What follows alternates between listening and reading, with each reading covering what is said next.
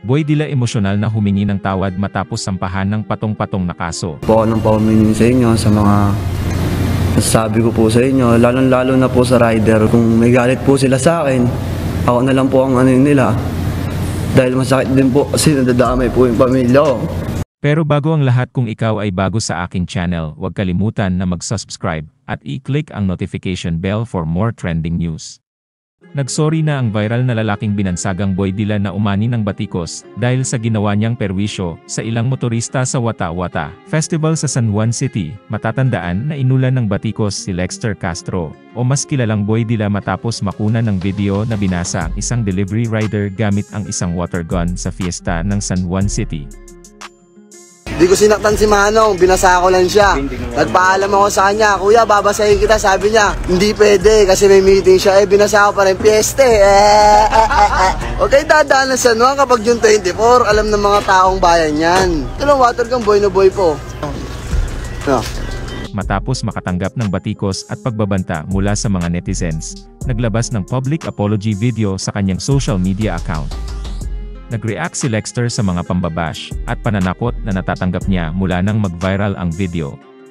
Nangako rin siyang bibigyan ng helmet at kapote ang raider sakaling magkita silang muli. Medyo na-stress na ako, guys. Mga nambabash sa akin, mga nagbabanta sa akin, guys. Hinahanap ko na si Manong Rider para matapos na yung problema.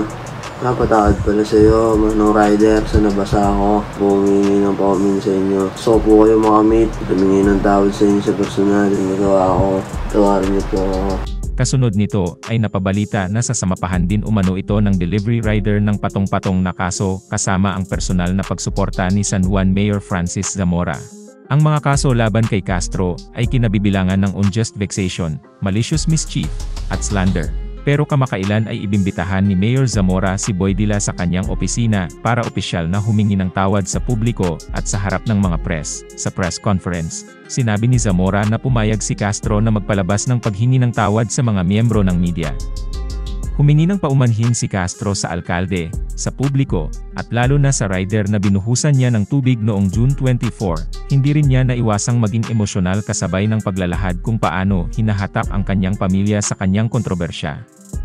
Po ako ng paumining sa inyo sa mga nasasabi ko po sa inyo, lalong-lalo na po sa rider. Humingi po ako ng tawad po sa inyo at gusto ko po kayong makita sa personally na gusto ko po sa inyo humingi ng paumanhin po.